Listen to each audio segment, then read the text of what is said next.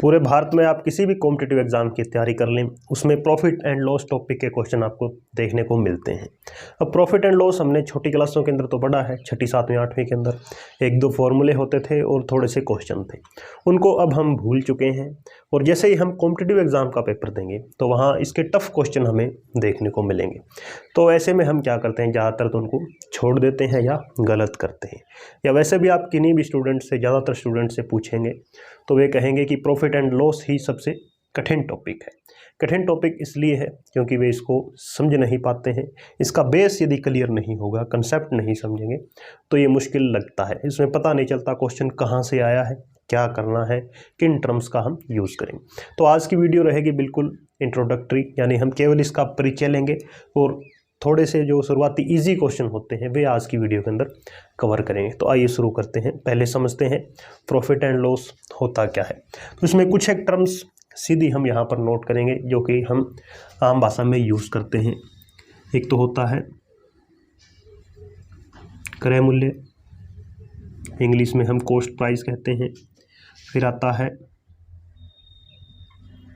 विक्रय मूल्य, इसे हम सेलिंग प्राइस कहते हैं। और एक होता है अंकित मूल्य, इसे हम छपा हुआ मूल्य भी कहते हैं। और MRP या मार्केट प्राइस ये भी इन्हें कहा जाता है। तो ऐसे में अब जो ये शब्द है प्रॉफिट एंड लॉस, ये सीधा आधारित होता है इन दो टर्म्स के बीच, कॉस्ट प्राइस और सेलिंग प्राइस के बीच, यानी प्रॉफिट एंड लॉस। और एक शब्द और आपने सुना होगा, डिस्काउंट, छूट दी जाती है, बट्टा दिया जाता है, वो संबंधित होता है इन दो टर्म्स में। तो डिस्काउंट के क्वेश्चन भी हम करेंगे आगे आने वाली वीडियोस के अंदर। अब हम देखते हैं कि ये इनसे किस प्रकार से संबंधित है। तो जैसे हम एक छोटा सा एग्जांपल लेते हैं, बिल्कुल बेसिक, कि 100 रुपये की कोई वस्तु है या 100 रुपया उसका कॉस्ट प्राइस है, उसका क्रय मूल्य है। अब दुकानदार या जो भी कंपनी है वो इस पर 100 रुपये नहीं लिखेगी, वो उस पर थोड़ा बढ़ा चढ़ाकर इसको लिखती है, अपने खर्चे भी इसके अंदर इंक्लूड रखती है। तो मान लेते हैं कि उस पर दुकानदार ने टैग लगा दिया है 150 रुपये का, या MRP उस पर लिख दिया 150 रुपये। अब आप जाओगे तो आप 150 की उसे हम नहीं खरीदेंगे, हम कहेंगे कि हमें कुछ छूट दो, कुछ डिस्काउंट दो। तो दुकानदार कहेगा कि आप 120 की ले जाओ। तो दुकानदार ने 120 में इसे सेल कर दिया है, तो ये हो जाएगा सेलिंग प्राइस। इसका खर्चा कितना लगा था, कॉस्ट कितनी थी इसकी, 100 रुपये थी, और उस पर लिखा कितना था, मार्केट प्राइस कितना था, 150 रुपये। अब आपसे यदि पूछे कि कितने का डिस्काउंट दिया है, तो डिस्काउंट का सीधा कि मार्केट प्राइस और सेलिंग प्राइस के बीच 150 उस पर अंकित था, 120 में बेच दिया है, 30 रुपये की छूट देती है।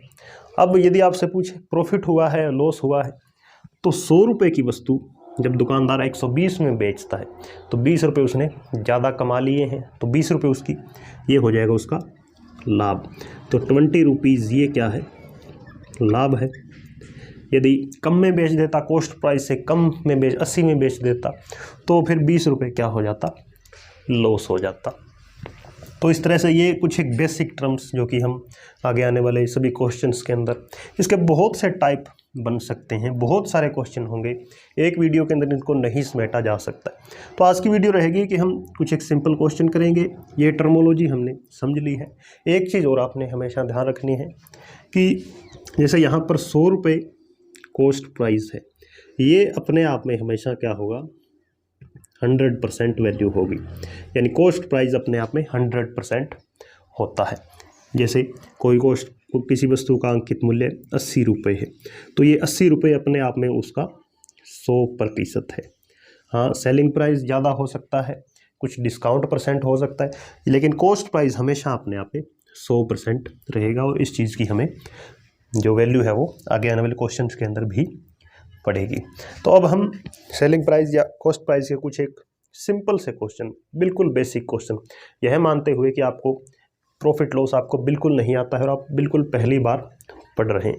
तो देखते हैं कि कितने तरीके से हम सोल्व कर सकते हैं क्वेश्चंस को, कौन सा तरीका बेस्ट होगा। आइए शुरू करते हैं। बिल्कुल बेसिक पहला क्वेश्चन हमने लिया है कि एक आदमी किसी वस्तु को 390 रुपये में बेचकर 20% प्रॉफिट कमाता है, इसका क्रय मूल्य कॉस्ट प्राइस हमें ज्ञात करना है। तो एक चीज़ तो आपको ध्यान में रखनी है कि जो प्रॉफिट एंड लॉस के क्वेश्चन होते हैं वो एक तो डायरेक्ट फॉर्मूले से हो जाते हैं अनेक प्रकार के क्वेश्चन, लेकिन एक फॉर्मूले से एक ही टाइप का या एक ही क्वेश्चन सॉल्व होगा, इसलिए हम फॉर्मूले का यूज़ कहीं नहीं करेंगे, पहली बात। दूसरा, फिर भी इसको करने के 3 से 4 तरीके होते हैं, उनमें से जैसे इस क्वेश्चन के लिए तो हम दोनों तीनों तरीके देख लेंगे, लेकिन हम फ्रैक्शन मेथड का यूज़ करेंगे, वो सबसे ईजी होता है और सभी सवालों के अंदर हम उसको अप्लाई करते हैं। तो सबसे पहले तो इसको हम आम भाषा के अंदर देखें कि उसने 20% का लाभ कमाया है। इसका सीधा मतलब क्या हुआ, इसको यदि हम 100 पर लेकर चलें कि यदि वस्तु 100 रुपये की थी तो उसने 20% का लाभ कमाते हुए बेचा है। 20% का मतलब 100 की वस्तु उसने बेच दी 120 रुपये में, और क्वेश्चन में कितना कह रहा है कि उसने वस्तु बेची है 390 रुपये में। तो या तो हम देसी तरीका लगाएं कि जब विक्रय मूल्य 120 रुपये है तब उसका वस्तु का क्रय मूल्य है 100 रुपये। जब विक्रय मूल्य 1 रुपये होता है तब वस्तु का विक्रय मूल्य हो जाएगा 100/120, और वस्तु का विक्रय मूल्य 390 रुपये है तब उसका क्रय मूल्य कितना होगा, 390 से गुणा कर देंगे। यहाँ 0 से 0 कैंसिल, 3 पर काटें 13, यहाँ 4 से कटेगा 25, 25 की 13 के साथ गुणा करें, 13 5 65, हासिल 6, 13 दूना 78, 26 और 6 32, तो 325 रुपये ये इसका क्रय मूल्य है। एक तो ये तरीका हो जाएगा, सीधा देसी तरीका है जो यूनिटरी मेथड का 100 मानते हुए जो हम करते हैं। एक तरीका डायरेक्ट फॉर्मूले से हो जाएगा। फॉर्मूला क्या होता है, 100/100 प्लस प्रॉफिट परसेंट और मल्टीप्लाई हो जाएगा जो सेलिंग प्राइस दे रखा है। तो ये यही बन जाएगा 100/120 गुणा 390। तो फॉर्मूले हम यूज़ नहीं करेंगे, हम क्या करेंगे, फ्रैक्शन मेथड का यूज़ करेंगे। वो क्या होगा, वो निकलता है प्रतिशत से। तो सीधा आपने क्या करना है, प्रतिशत को उठा लेना है। प्रतिशत 20% है, इसकी हम क्या करेंगे, फ्रैक्शन बना लेंगे डायरेक्ट। 20% हटाकर नीचे 100 लगाएंगे तो 20 5 100 होते हैं, 1/5। ये जो नीचे निकल कर आता है, जिस भी फ्रैक्शन से, जिस भी परसेंटेज से हम फ्रैक्शन बनाएंगे, जो नीचे निकल कर आएगा वो हमेशा क्या होगा, वो हमेशा कॉस्ट प्राइस होगा, क्रय मूल्य होगा यूनिट के अंदर। ऊपर जो है वो या तो हमारा प्रॉफिट होगा या लॉस, क्वेश्चन के अकॉर्डिंग। क्वेश्चन में क्या कर रहा है, लाभ हुआ है, तो ये 1 क्या हो जाएगा, प्रॉफिट हो जाएगा, यानी प्लस में। अब 5 यदि सीपी है तो एसपी क्या हो जाएगा, 5 के ऊपर 1 का लाभ 6 हो जाएगा। ये चीज़ आपने ध्यान रखनी है।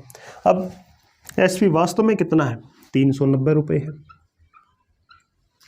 तो यहाँ से सेलिंग कॉस्ट प्राइस निकाल लेंगे, यानी 6 की वैल्यू 390 है। या तो अब सीधा देख लो कि 6 को कितने से गुणा करें कि 390 आए, उसी को 5 से गुणा कर देंगे। या एक तरीका और लगा लेते हैं कि 6 की वैल्यू 390, 1 की वैल्यू 390/6 और ज्ञात करनी है 5 की वैल्यू, तो 6 से कट जाएगा, 6 6 36, 65 65 5 325। आंसर उतना ही आना है सभी तरीकों से, लेकिन यूज़ हम कौन सा करेंगे, सभी क्वेश्चन के अंदर ये वाला, जो भी परसेंटेज दी है, चाहे लॉस है चाहे प्रॉफिट है, उसको उठाकर उसकी फ्रैक्शन वैल्यू बनाएंगे। नीचे वाला हमेशा क्या होगा, कॉस्ट प्राइस होगा। ऊपर जो क्वेश्चन में दिया है प्रॉफिट है तो प्रॉफिट, लॉस है तो लॉस। जैसे यहाँ लॉस होता तो 5 में से हम 1 कम कर देते, 5 से 4, सॉरी इधर 5 से 4 हो जाता। तो इसका उसके बाद आपने डील करना है, बिल्कुल इजी है। यानी जो दे रखा है 390 रुपये, यानी 1 तो आपको दिया होगा, चाहे कॉस्ट हो चाहे सेलिंग प्राइस हो। उसके नीचे फ्रैक्शन से क्या बना है, 5 से घटकर या बढ़कर वो, और ज्ञात करना है उससे गुणा करनी है हमेशा। तो पहला क्वेश्चन हमने देख लिया है बिल्कुल इजी तरीके से, दोनों तीनों तरीके देख लिए हैं, और जो आगे वाले सभी क्वेश्चन होंगे वो हम इसी से करेंगे, फ्रैक्शन मेथड से, परसेंटेज मेथड से। अब एक टफ क्वेश्चन लेते हैं और उसमें देखें कि परसेंटेज से क्वेश्चन कितना इजी हो जाता है। अगला प्रश्न लिया है कि किसी वस्तु को 66,300 रुपये में बेचा गया तथा 27.5% का लाभ लिया गया, क्रय मूल्य बताएं। तो बिल्कुल बेसिक टाइप के क्वेश्चन कर रहे हैं, एडवांस क्वेश्चन भी हम धीरे धीरे आगे आने वाली वीडियोस के अंदर करेंगे। तो 66,300 ये तो है सेलिंग प्राइस, और प्रॉफिट परसेंट दे दिया, कॉस्ट प्राइस निकालना है। तो यदि हम 100 माने फिर 127.5, फिर यानी काफ़ी लेंथी हो जाएगा। हमने अभी क्या सीखा है कि इस परसेंटेज को आपने उठा लेना है, तो 27.5%, इसकी बनानी है फ्रैक्शन। तो दो तरीके हैं, या तो ये पॉइंट हटाकर नीचे एक जीरो लगाएं और प्रतिशत हटाकर नीचे लगा लें 1000। अब इसको हम काटाबाड़ी करके फ्रैक्शन बना सकते हैं। जैसे 25 पर कट जाएगा, 25 एकम 25, और ये 25 चौके 100, 11/40। या इसी टाइप का और कोई यदि परसेंटेज आ जाए तो हम परसेंटेज के ही टुकड़े कर लेंगे। 27.5% है, इसको क्या लिखा जा सकता है, या तो 20 प्लस 7.5 बनाओ, या बना लो 25 प्लस 2.5। अब 25% की फ्रैक्शन वैल्यू पता है क्या होती है, 1/4 होती है, और ये भी एक तरह से 25 ही है, केवल एक पॉइंट लगा है, तो 25 की हो जाएगी 1/4, पॉइंट लगा है तो पॉइंट हटेगा तो 1/40। दोनों को यदि जोड़ें तो 40 और 4 का एलसीएम 40, 4 की यहाँ यदि हम भाग देंगे 10, ऊपर 1 है, 10 एकम 10 प्लस 40 एकम 40, 1, तो फ्रैक्शन उतनी ही बनेगी 11/40 जैसे यहाँ बनेगी। लेकिन ये इजी होता है, हम माइंड के अंदर भी इसको कर सकते हैं जैसे ही हमारी कैलकुलेशन मजबूत हो जाती है। तो बाकी आप एक टेबल बना सकते हैं खुद, उसमें सभी प्रकार के, जैसे 2% की वैल्यू क्या है, 3% की क्या है, 4%, जो हम परसेंटेज टॉपिक के अंदर डिटेल में सीखते हैं। तो 11/40 इसका मतलब क्या हो गया कि जो नीचे होता है ये हमारा क्या होता है, कॉस्ट प्राइस होता है हमेशा यूनिट के अंदर। ऊपर जो आया है 11, ये या तो प्रॉफिट होगा या लॉस, लेकिन क्वेश्चन किसका है, प्रॉफिट का है, तो ये हो जाएगा प्रॉफिट। तो सीपी है 40 और एसपी कितना हो जाएगा, 40 के अंदर जब 11 लाभ जुड़ेगा तो वो हो जाएगा 51। लेकिन क्वेश्चन में एसपी कितना दे रखा है, सेलिंग प्राइस 66,300। अब फिर से दो तरीके हैं आपके पास कि या तो आप सीधा देख लो 51 का कितने गुणा है, 40 का उतना ही गुणा कर दो, या और नीचे है 51, 40 से बाद में गुणा करनी है।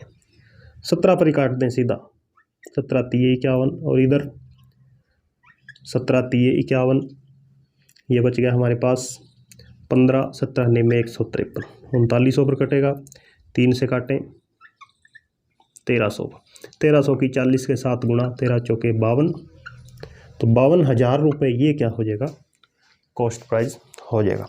तो हमने देखा कि जैसे हम फ्रैक्शन परसेंटेज मेथड से फ्रैक्शन बनाते हैं तो क्वेश्चन काफ़ी इजी हो जाता है, बिल्कुल इजी टू अंडरस्टैंड हो जाता है, खासकर जब इस टाइप के क्वेश्चन हो जहाँ पर कि एक वैल्यू हमें दे रखी होगी कॉस्ट प्राइस या सेलिंग प्राइस, या दे रखा हो प्रॉफिट और लॉस, और दूसरी चीज़ पूछ लेगा।